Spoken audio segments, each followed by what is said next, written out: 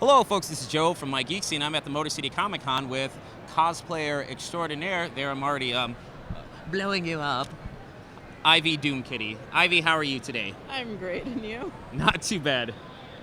I'm already cracking you up already into this interview. Yeah. Oh, come on now. You're a pro. I'm sorry, I giggle a lot. I apologize. It's- I'll try to, contain it within me. Excuse me. I run a It's classy fine. operation here. Don't know what to tell you there. Don't know what to tell me? All right. Well, for folks that don't know who she is, she's a prominent cosplayer all over the United States. Have you been traveling to other countries as well? Yeah, actually, just came back from Canada a few days ago, or about a week and a half ago. Did Dubai about a month ago, and then I'll be going to Australia in about a month from now. And you started in 2012? Yes. All right. Started in 2012 cosplaying as a hobby, but then actually traveling as a guest about a year after. So All 3 right. years traveling as a guest, 4 years cosplaying. From what I understand, originally you were a model for Frank Cho. Yes. Was it for Liberty Meadows or was it for his later stuff like Marvel, later Marvel stuff or She-Ra? Actually, it was a figure model for one of his panels on how to draw women. Okay. So he would do this panel with all sorts of, like attendees going in that just wanted to learn how to draw the female figure in different dynamic poses. Okay. So I would model in this panel for him while he would instruct the class on how to draw me. And yeah, that's how we started. And I think we did that maybe 6, 7 years ago. Oh, When I okay. started doing that at conventions for him. So it's been fun. I would love to meet him. I've always enjoyed Liberty Meadows and all of his art. He's pretty cool. Seems like a nice dude. He's a funny man, a dirty man, but a funny man. I could have told you that from reading Liberty Meadows. Well, since you are a cosplayer, what does cosplay mean to you? For me, it's self-expression. Being able to have fun and create things, dress up as your favorite characters, and enjoy yourself. It's a creative outlet for me, and just a way to also meet others that love the same things that I do. I mean, one of the things I noticed when I was doing research on you, and I wish, well, no, actually, a lot of cosplayers do this. You promote body positivity and confidence. Yes. Would you care to talk about that a little bit? Sure. For me, it was just one of those things that when I started cosplaying, there was really nobody around that was open about talking about being accepting of others in the community. There was more of a kind of an elitist mentality of there's only one type. You have to be this particular body type. You have to be, thin and of this skin tone. And if you're not, then you're not really a cosplayer. Or if you don't make your own things, you're not really a cosplayer. Things like that. And there was really nobody that I could identify with at the time. So with my own experiences with, insecurity and just being self-conscious about myself growing up, I felt that why not, talk about that? Why not connect with others that may have gone through these things and experiences or have this kind of mindset where they feel insecure or self-conscious or unsure if they should even cosplay because they feel that they're not the ideal body type that everyone likes to promote. So I created a set of panels that are geared towards body confidence and being positive in the cosplay community, which I'll be doing this weekend, a panel on it. And what I like to do with that panel is just kind of, highlight different types of cosplay, whether you're cosplaying, and that it's okay to cosplay regardless of your body type, your size, your skin color. I would totally agree. Your age, if you're disabled, LGBT, different things. Cosplay is like for that. everyone. Absolutely. Yeah, it's promoting that kind of mindset where we should be accepting of others and open towards others because we're in a community where at some point or another, at least for myself, and I know I speak for a lot of us when I say growing up, this was something that a lot of us were picked at and made fun of for liking. It wasn't mainstream in that time. If you like comics or video games or things like that, most of the time you were usually made fun of in school or picked on for it.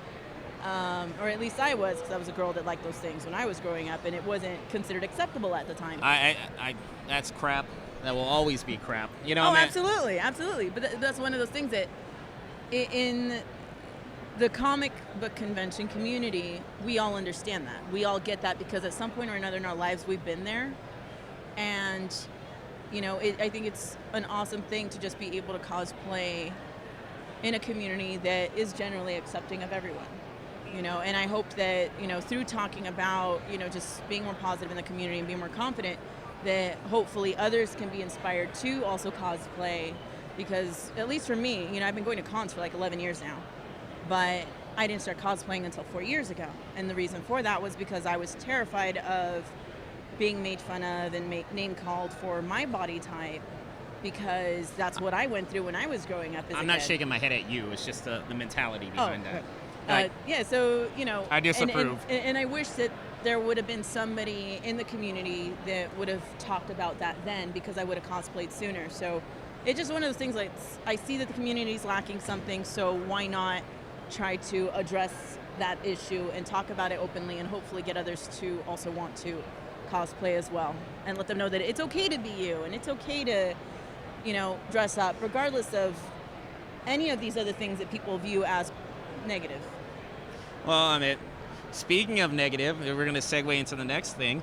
I noticed that a lot of characters that you like to cosplay are villains. Why do you have an affinity towards villains? They're more fun. The bad guys are always more fun. I find that they generally have, what's the word? There's more dimension to a villain than there is to a hero. A hero is usually, the kind of person, I just want to do good, and I want to do this, and I want to do that. Whereas a villain, it takes a lot for a villain to get to where he's at. Dr. Doom didn't just wake up one morning and say, Victor Von Doom didn't wake up and say, hey, I want to be a bad guy. He went through so much crap as a kid, and with the death of his mother. Competing with Reed Richards. Yes, there's all of these different little things that shaped him and molded him into the person that he became. And as a result, he wants to rule the world, but at the heart of him, there is a part of him that there is good in him, but there's just, you always see that internal conflict, and the same thing with Magneto, at the end of the day, he just wants his people, the mutants, he wants them to not be persecuted, just like his people were persecuted in, Nazi Germany. So it's just one of those things that they went through certain things in their life to shape them.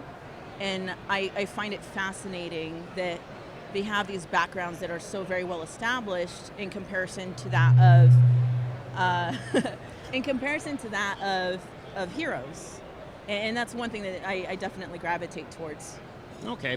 Well, a little change of pace. A little bit about you personally. You're into the Deftones. Yes. Why is Change in the House of Flies your favorite Deftones song? Oh, Lord. There's just something about that song. Something very sexy about that song. I'm sorry. That's how I feel about it. It's like this. Chino's voice can melt you. Oh, yeah. That song, yes. Yeah, and it had a very important, an important role in, and I'm aging myself now, in my teen years. Boy, because we're so old. My goodness. It had a very important role in my teen years. So for me, I just link that song with a lot of experiences going through my teenhood. But yeah, that's definitely my favorite one. Then next to that, the whole White Pony album was really my introduction to Deftones, and then from there it was Adrenaline, Around the Fur. But I like older Deftones. I like Back to School. That song was awesome. Back to School's good. Knife Party, Passenger. Oh yeah, with Maynard Yes. James Keenan from Tool. Yes, have you ever heard Chino's solo stuff like Team Sleep? Maybe one or two songs. Not too much. I know. All right. Since you're into Chino's voice, I would highly recommend checking out Team Sleep. It's only one album that came out about 10 years ago. Okay. Self-titled, excellent. So, as we're wrapping this up, what upcoming costumes are you working on? I just finished Magneto. Okay. That'll be debuting at the end of the month. Ooh. And I will be working on Bowser, Zatanna, Apocalypse. Will be debuting probably at San Diego Comic-Con. Like Apocalypse from the comics or Apocalypse from the latest X-Men movie? The influence is more from the comic than the movie. So Yes. Okay. Yeah, have to have the body paint thing going on. Yeah, definitely more influence from the comic than anything else, but also with slight World of Warcraft twist to it. Ooh. We're also pulling some Egyptian elements into it as well. Well, that makes sense for Abin Sur. Exactly. So. But I actually had Zach Fisher, who is does a lot of World of Warcraft art. Okay. He actually did the design of it, and it's going to be kind of like a joint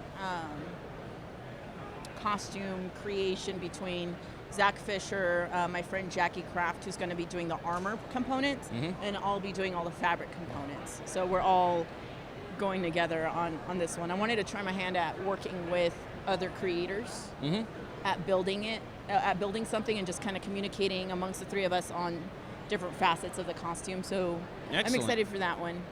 And if people wanted to find out more about you online, how can they go about doing that? On all social media outlets under Ivy Doom Kitty, and then I'll be launching my website at the end of the month. Ooh, a website. And, yep, and it'll be ivydoomkitty.com.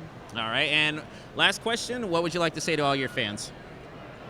Cosplay, have fun. It's meant to be enjoyed, and you're meant to have fun doing it. So if you're thinking about doing it but you're not sure, just do it.